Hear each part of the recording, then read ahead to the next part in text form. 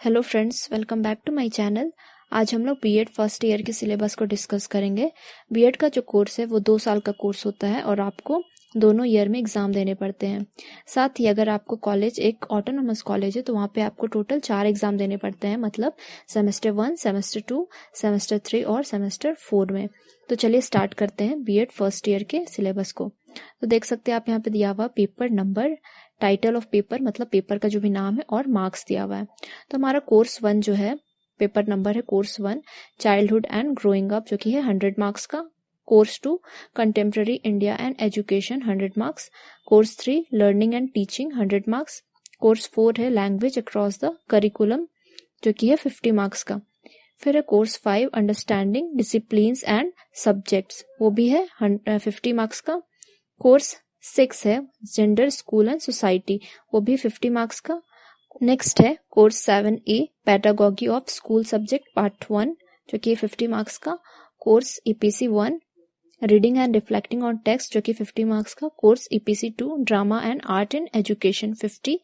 Course EPC 3 last है जो कि क्रिटिकल अंडरस्टैंडिंग ऑफ ICT यानी कि इंफॉर्मेशन और समथिंग कंप्यूटर रिलेटेड जो भी है IT, वो है 50 मार्क्स का। तो टोटल जो एग्जाम आपका फर्स्ट ईयर में होगा वो होगा 650 मार्क्स का।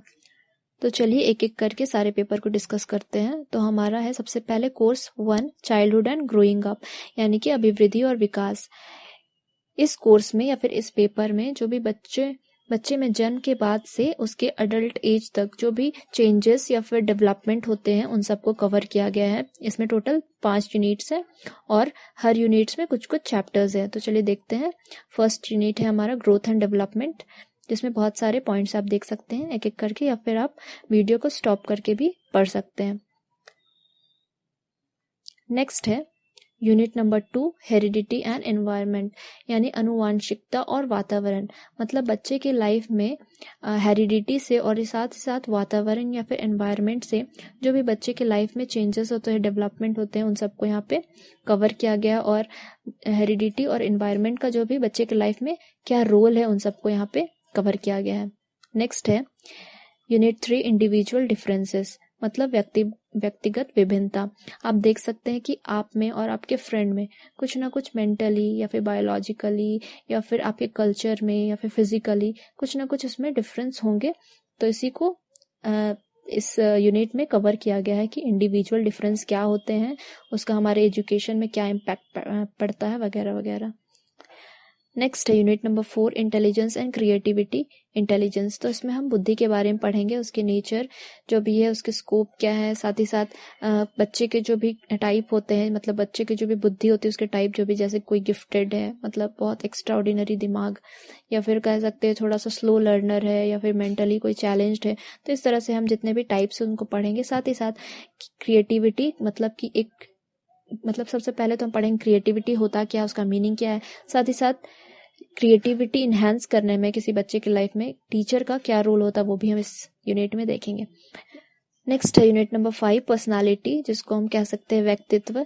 इसमें हम जो भी हमारी पर्सनालिटी है उसकी definition, nature, factors, types and theories, ये सबसे रिलेटेड जो भी टॉपिक है उनको कवर करेंगे। तो इस तरह से जो है हमारा कोर्स 1 कंप्लीट होता है। नेक्स्ट पेपर है course number 2 contemporary India and education मतलब समकालीन भारत और शिक्षा। तो जैसा कि हम जानते हैं, हम लोग जो कोर्स कर रहे हैं बीएड वो एजुकेशन, बैचलर ऑफ एजुकेशन है। उसमें हम लोग एजुकेशन कैसे बच्चों को शिक्षा देना है सारी चीज़ डिटेल में पढ़ते हैं। तो ये जो पेपर है उसी पे बेस्ड है। इसमें हम जानेंगे एजुकेशन क्या है, फिर या फिर हम चले जाए अपने हिस्ट्री में तो ब्रिटिशर्स के टाइम पे जो भी पॉलिसीज़ थी और साथ ही साथ अभी के टाइम में जो भी पॉलिसीज़ है एजुकेशन को लेके, वो सब हम इसमें डिस्कस करेंगे। तो इसमें फर्स्ट यूनिट है, आप देख सकते हैं meaning and AIIMS of education, scope, nature and function of education, factors influencing AIIMS of education. तो ये जो भी यूनिट 1 के जितने भी टॉपिक्स हैं उन सबको मैंने मेरे पिछले वीडियोस में कवर किया है, जिसके लिंक मैं आपको डिस्क्रिप्शन में दे दूंगी, आप जा करके चेक कर सकते हैं। नेक्स्ट है unit 2 Indian constitutional basis of education. तो जो भी कॉन्स्टिट्यूशन है उसमें एजुकेशन को लेके जितने भी एक्ट है, जो भी राइट्स दिए गए हैं उन सबको हम यहाँ पे डिस्कस करेंगे।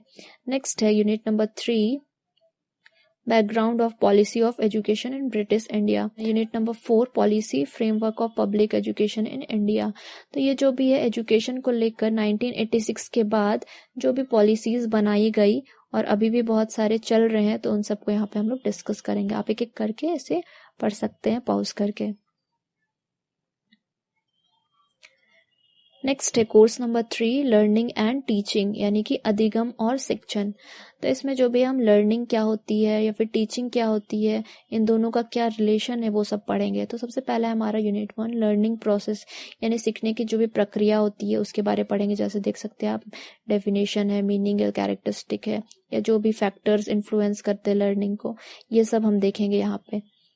नेक्स्ट यूनिट है हमारा यूनिट नंबर 2 मेमोरी यानी कि स्मृति। जो भी स्मृति, उसके कॉन्सेप्ट क्या होते हैं, उसके बाद मेमोरी को किस तरह से डेवलप किया जा सकता है, उसके लिए क्या क्या एड्स हो सकते हैं या फिर टेक्निक हो सकते हैं, बच्चों को कैसे मोटिवेट किया जा सके, वो सब इस यूनिट में हम पढ़ते हैं। नेक्स्ट है मोटिवेशन, जो कि यूनिट नंबर 3 मोटिवेशन क्या होता है, उसका कॉन्सेप्ट, जो भी थ्योरीज जो जितने भी शिक्षण शास्त्रियों ने हमें दी हैं, तो उन सब की थ्योरीज को हम यहाँ पे देखेंगे, स्पेशली मास्लो थ्योरी।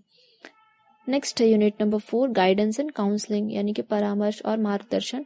तो ये जो भी होता है गाइडेंस वगैरह, जो भी गाइड करते हैं, या फिर काउंसलिंग, तो इन सब के बारे में हम पढ़ेंगे कि मीनिंग क्या है, उसकी डिफरेंस क्या है गाइडेंस और काउंसलिंग में, फिर टाइप्स पढ़ेंगे उसके। इस तरह से इस यूनिट में हमें ये देखने को मिलेगा। नेक्स्ट यूनिट है unit number 5 learning and special children. तो जो सीखना है, यानी कि सीखने की प्रक्रिया है, साथ ही साथ स्पेशल चिल्ड्रन, मतलब जो भी गिफ्टेड चिल्ड्रन हो सकते हैं, या फिर यानी कि एक्स्ट्रा ऑर्डिनरी माइंड के साथ वाले जो चिल्ड्रन है वो हो सकते हैं, या फिर स्लो लर्नर हो सकते हैं, या फिर मेंटली किसी तरह से वो चैलेंज्ड है, तो उनके लिए शिक्षा या फिर लर्निंग में क्या मतलब इफेक्ट पड़ता है, वो कैसे सीखते हैं, उन सब के बारे में पढ़ेंगे। और साथ ही साथ अगर लर्निंग प्रोसेस में कुछ भी डिसऑर्डर होते हैं, उन सबको हम देखेंगे, जैसे डिसलेक्सिया, ऑटिज्म, इस तरह के डिसऑर्डर्स को भी हम इस यूनिट में देखेंगे। नेक्स्ट है course number 4 language across the curriculum. मतलब कि सबसे पहले करिकुलम क्या होता है, करिकुलम होता है जो भी हमारा सिलेबस है, साथ ही साथ उसमें एक्स्ट्रा को करिकुलर जो भी एक्टिविटीज को ऐड किया जाता है, तो दोनों का ये सम होता है करिकुलम। तो देख, जो हमारा करिकुलम है या फिर पाठ्यक्रम है, उसमें भाषा का क्या रोल है वो हम देखेंगे। तो सबसे पहले यूनिट 1 है लैंग्वेज पॉलिसीज। तो इसमें हम पढ़ेंगे कुछ चैप्टर्स या फिर पॉइंट्स। 3 लैंग्वेज फार्मूला, यानी कि त्रिभाषा सूत्र। कॉन्स्टिट्यूशनल प्रोविजंस, मतलब लैंग्वेज को लेकर कॉन्स्टिट्यूशन में क्या क्या आर्टिकल है, वो सब के बारे में पढ़ेंगे। Colonial debates on the school language policies. Next है हमारा unit number 2 strategies for developing language competencies, listening, speaking and writing. तो जो भी हमारा लैंग्वेज है उसको हम कैसे डेवलप कर सकते हैं, तो स्पेशली सुनकर, बोलकर या लिखकर, तो उन सब के बारे में हम पढ़ेंगे। नेक्स्ट है unit number 3 aspects of language teaching, जिसमें की है टेक्निक्स एंड मेथड। तो जो भी टेक्निक होते हैं लैंग्वेज को सिखाने के, जो भी टेक्निक्स हैं उनको हम जानेंगे। साथ ही साथ जो भी मेथड्स हैं, जैसे for example story telling method हो जाता है, ड्रामेटाइजेशन मेथड, तो इस तरह से मेथड्स हम देखेंगे इसमें। नेक्स्ट है course number 5 understanding discipline and subjects. देख सकते हैं थोड़ा सा यहाँ पे प्रिंटिंग प्रॉब्लम हो गया है, प्रिंट अच्छे से नहीं हुआ है, तो इसके लिए खेद है, आप देखने की कोशिश कीजिएगा। इसमें देख सकते हैं आप यहाँ पे यूनिट 1 है फिलोसॉफिकल एस्पेक्ट्स ऑफ एजुकेशन। तो हम देखेंगे यहाँ पे कि एजुकेशन में जितने भी फिलोसोफर्स थे उनका क्या कहना था, फिलोसॉफी में एजुकेशन का मतलब क्या महत्व है, ये सब हम देखेंगे। तो देख सकते हैं आप, जैसे यहाँ पे वेस्टर्न थिंकर्स है, तो हम जानेंगे कि वेस्टर्न थिंकर्स एजुकेशन के बारे क्या सोचते थे, उनकी फिलोसॉफी क्या थी। साथ ही साथ इंडियन थिंकर्स के बारे में, तो जो भी यहाँ पे दिया हुआ देख सकते हैं आप, 2 पॉइंट दिया हुआ है।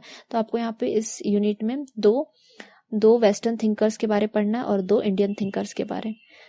नेक्स्ट है यूनिट नंबर 2, इसमें हम जो भी करिकुलम है, पाठ्यक्रम है, उसके कॉन्सेप्ट पढ़ेंगे, उसका स्कोप पढ़ेंगे, उसके इम्पोर्टेंस क्या है, उन सबको पढ़ेंगे। तो आप एक एक करके इसको पॉज करके पढ़ सकते हैं। नेक्स्ट है course number 6 gender, school and society, लिंग, विद्यालय और समाज। तो इसमें हम देखते हैं सबसे पहले यूनिट 1। तो यूनिट 1 में जो है वो डिस्कस किया गया कि जेंडर क्या है, लिंग क्या है, साथ ही साथ जेंडर बायस मतलब कि लिंग को लेकर के जो भी विभेद होते थे, भेदभाव होते थे, वो क्या है। साथ ही साथ जो भी वुमेन का रोल है हमारे कॉन्स्टिट्यूशन में, उन्हें जो भी राइट्स दिए गए हैं, उनके लिए जो भी लॉज बना गया है, पॉलिसीज है, उन सबको हम यहाँ पे डिस्कस करेंगे। नेक्स्ट है यूनिट नंबर 2। इन सब में हम देखेंगे सोशियोलॉजिकल बेसिस ऑफ एजुकेशन, जो भी एजुकेशन की सोशियोलॉजिकल मतलब सामाजिक आधार है उनको देखेंगे। साथ ही साथ सोसाइटी और एजुकेशन का मतलब क्या रिलेशन है वो देखेंगे। तो इस तरह के टॉपिक जो हम इस यूनिट में देख सकते हैं। आप चाहे तो इसे पॉज करके पढ़ सकते हैं, मैं एक एक करके नहीं पढ़ रही हूँ क्योंकि वीडियो से बहुत ज़्यादा लेंथी हो जाएगा। नेक्स्ट है यूनिट नंबर 3। तो इसमें जो है हम रोल ऑफ टीचर्स देखेंगे in formulating of positive notions of sexuality among the young people.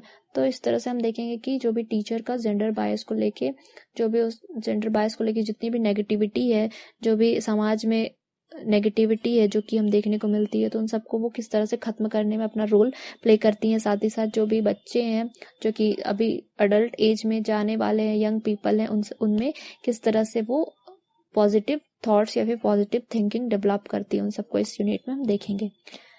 Next जो पेपर है वो पेडागॉगी ऑफ स्कूल सब्जेक्ट। तो जैसा कि हम जानते हैं कि हमारे ग्रेजुएशन में कुछ ना कुछ अलग अलग सब्जेक्ट होते हैं, जैसे किसी के सब्जेक्ट हो गए ऑनर्स मैथ्स हो गए, किसी के हिंदी, इंग्लिश। तो हम लोग को ये स्पेशल एक पेपर होता है जो कि आपको अपने सब्जेक्ट के हिसाब से पढ़ना है। फॉर एग्जाम्पल, अगर आपकी ग्रेजुएशन में इंग्लिश सब्जेक्ट है, ऑनर्स आपकी इंग्लिश है, तो आपको ये वाले पूरे कोर्स है जो भी पेपर है उसको पढ़ना है, जिसमें यूनिट है place of English in India and it's AIIMS. तो इस तरह से मैं स्क्रॉल कर रही हूँ धीरे धीरे, आप इसे पढ़ सकते हैं। और अगर जिनके भी इंग्लिश ऑनर्स सब्जेक्ट थे ग्रेजुएशन में, उन सबको ये वाला पूरा सिलेबस पढ़ना पड़ेगा और इस पेपर का भी एग्जाम आपको देना पड़ेगा।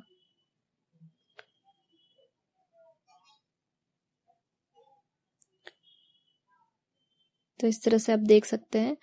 यूनिट 4 में audio visual aids in teaching of English. तो इसी तरह से आप इंग्लिश के हैं तो आपको इंग्लिश के ये सब जानकारी आपको लेनी पड़ेगी कि टीचिंग ऑफ ग्रामर को कैसे टीच करना, वो सब, या फिर spoken English, evaluation of English. तो इस तरह से ये सारे टॉपिक्स हो जाते हैं जिनका सब्जेक्ट इंग्लिश होगा। तो हमारा जो नेक्स्ट है वो है हिंदी सब्जेक्ट, जो कि अगर आपकी सब्जेक्ट जो है या फिर ऑनर्स ग्रेजुएशन में आपकी हिंदी थी तो आपको ये वाला पेपर पढ़ना होगा और आपको एग्जाम देनी होगी। तो यूनिट 1 है हिंदी शिक्षण सैद्धांतिक पक्ष। तो इसमें देख सकते हैं बहुत सारे पॉइंट्स है, आप एक एक करके, अगर आपकी सब्जेक्ट हिंदी है तो आप इसे पढ़ सकते हैं। इकाई 3 साहित्यिक विधाता एवं व्याकरण शिक्षण। नेक्स्ट है इकाई 4। अब नेक्स्ट है course number 7A/7B Urdu paper. अगर आपके मतलब ऑनर्स सब्जेक्ट आपने उर्दू के साथ पढ़ाई किया है, उर्दू लेकर के पढ़ाई किया है, तो आप इस तरह से आप देख सकते हैं यूनिट्स में डिवाइड है। फर्स्ट लैंग्वेज है, आप एक एक करके पढ़ सकते हैं। सेकेंड है मेथडोलॉजी यानी प्रोनाउंसिएशन इन उर्दू वगैरह वगैरह। नेक्स्ट है मटेरियल, तो आप देख सकते हैं। तो इसमें 3 ही यूनिट है और आपको उर्दू के लिए इतना पढ़ना है। नेक्स्ट है हमारा कोर्स जो कि है संस्कृत के लिए। तो अगर आपकी सब्जेक्ट संस्कृत है तो आपको इसमें ये सब यूनिट्स पढ़ने होंगे, यानी कि AIIMS and objective of teaching learning, methods of teaching techniques, जो भी टेक्निक आपको संस्कृत पढ़ाने में यूज होंगे उन सबको, स्ट्रैटेजीज ऑफ डेवलपिंग लैंग्वेज, ये सब आपको देखना होगा संस्कृत के लिए। आप इसे पॉज करके देख सकते हैं। नेक्स्ट जो पेपर है वो है कोर्स फिजिकल साइंस। मतलब अगर आप केमिस्ट्री या फिर फिजिक्स बैकग्राउंड से बिलोंग करते हैं तो आपको ये पेपर पढ़ने पड़ते हैं और साथ साथ इसके एग्जाम भी देने आपको होंगे। तो इसमें फर्स्ट यूनिट है the nature and scope of physical science. Physical science के क्या क्या नेचर है, क्या उसके क्षेत्र है, वो आप देखेंगे इसमें। साथ ही साथ यूनिट 2 में है AIIMS, values and objective of teaching physical science. Physical science अगर आप बच्चों को पढ़ाएंगे तो उसके उद्देश्य क्या होंगे, ऑब्जेक्टिव क्या होंगे, उसके वैल्यूज क्या होंगे, वो आप यहाँ पे पढ़ते हैं। नेक्स्ट है साइंस करिकुलम, जो भी पाठ्यक्रम होंगे उनके बारे में पढ़ेंगे। पाठ्यक्रम होता क्या है, फिर साइंस का जो पाठ्यक्रम है वो कैसे बनाया जाएगा इस तरह से, या फिर कैसा अभी प्रेजेंट में है वो देखेंगे। नेक्स्ट है unit 4 strategies of teaching physical science, जो भी स्ट्रैटेजी है बच्चों को पढ़ाने का, मेथड्स हो गया, टेक्निक्स हो गई, वो सब हम इसमें डिस्कस करेंगे। नेक्स्ट है unit number 5 instruction planning.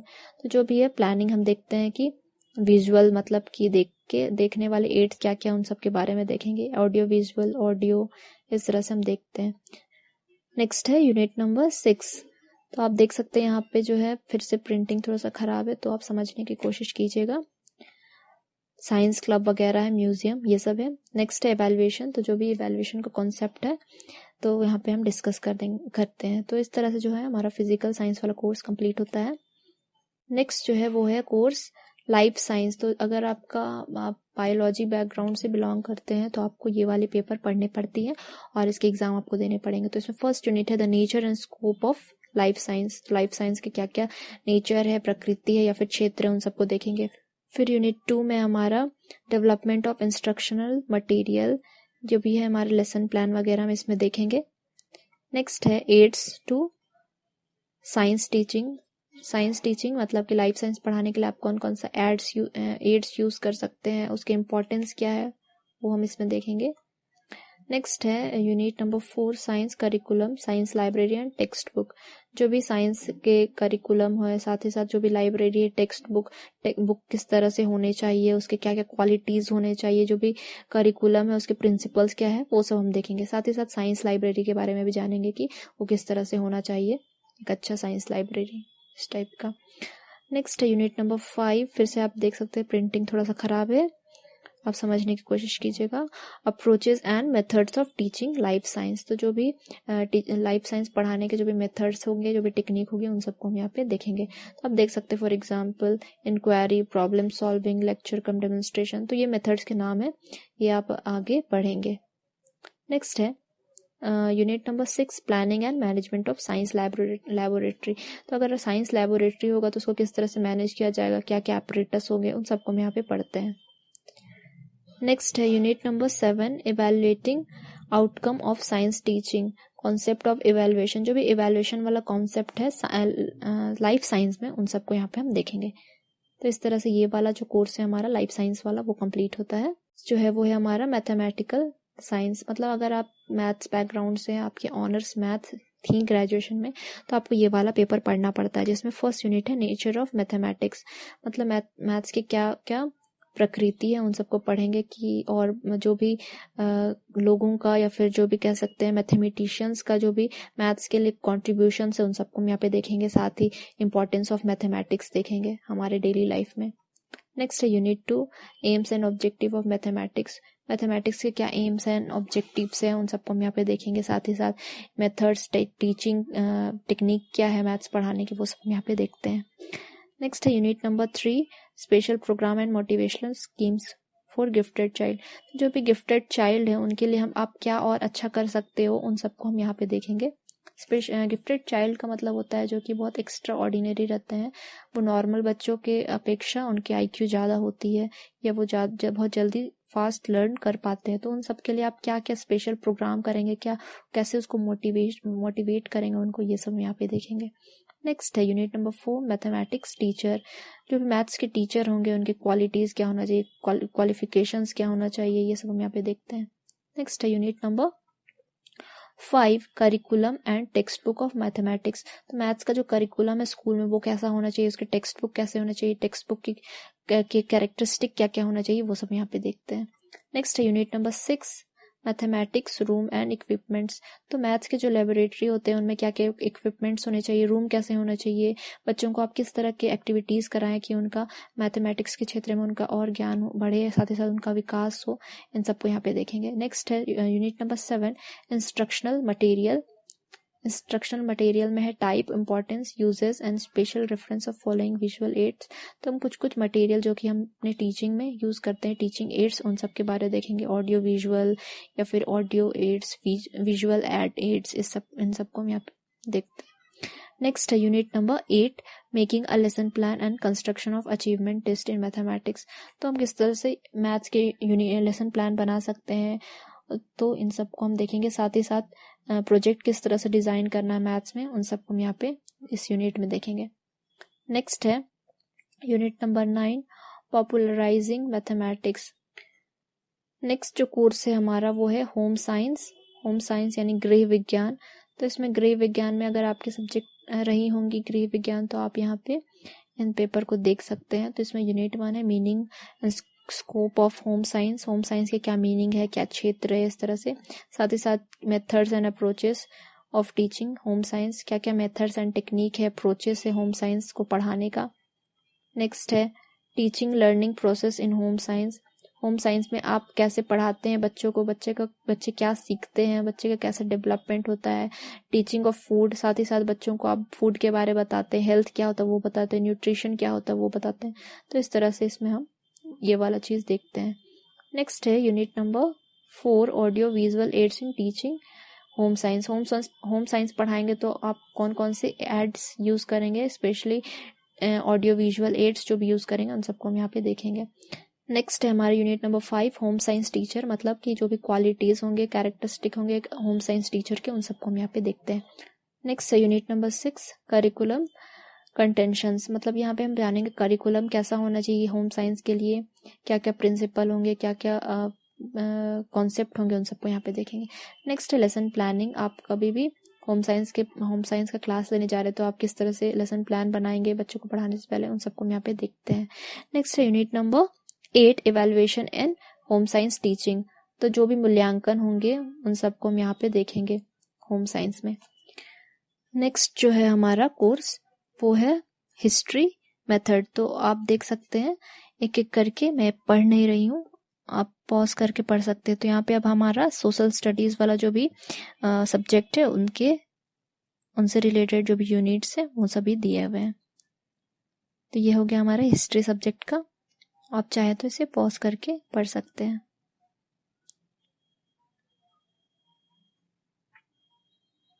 Next हमारा जो कोर्स है वो है सिविक्स मेथड, यानी कि सिविक्स के जो भी स्टूडेंट हैं जिनका ग्रेजुएशन में सिविक्स है उन सबको ये पेपर पढ़ना है। तो इसमें आप देख सकते हैं यूनिट 1 यूनिट 2 इन सब में सिविक्स से रिलेटेड सारी चीज़ हैं जो कि आपको पढ़ने हैं अच्छी तरह से। तो आप इसे पॉज करके पढ़ सकते हैं। नेक्स्ट जो है वो है हमारा कोर्स इकोनॉमिक मेथड के लिए, मतलब जिनका भी इकोनॉमिक सब्जेक्ट रहा होगा वो उन सबको ये वाली पेपर पढ़नी है। देख सकते हैं unit 1 economic and it's AIIMS, यानी कि इकोनॉमिक्स क्या है और उसके एम्स क्या होते हैं पढ़ने के, वो सब। फिर है approaches of teaching economics methods. तो इस तरह से आप एक एक करके पढ़ सकते हैं। मैं धीरे धीरे स्क्रॉल कर रही हूँ, आप पॉज करके इसे पढ़ सकते हैं।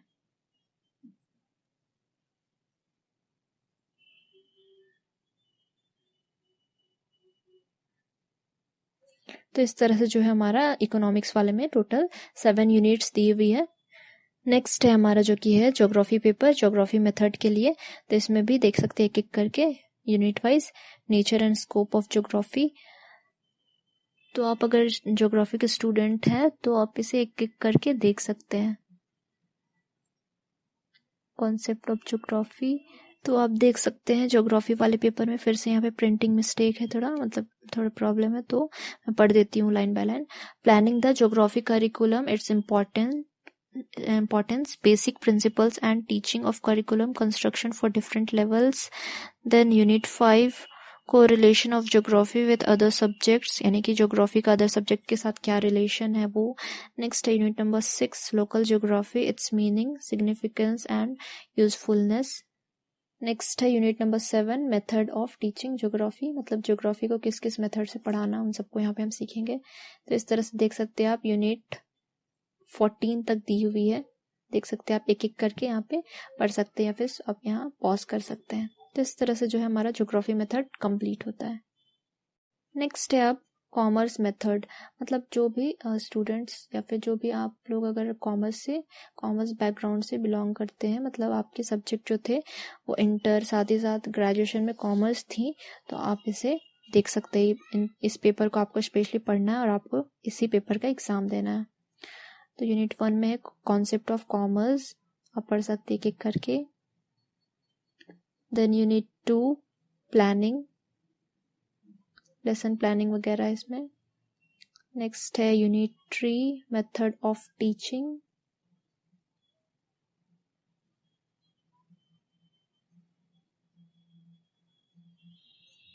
यूनिट 4 है text book in commerce.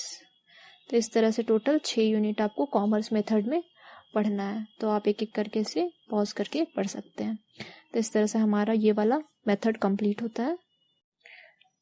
Next जो है वो है हमारा EPC 1, जो कि 50 मार्क्स का पेपर होगा, जो कि नाम है जिसका reading and reflecting on text, जिसमें रोल ऑफ लैंग्वेज हम पढ़ेंगे, pedagogy of reading and writing, फिर एम्स ऑफ रीडिंग, ये सब हम पढ़ेंगे।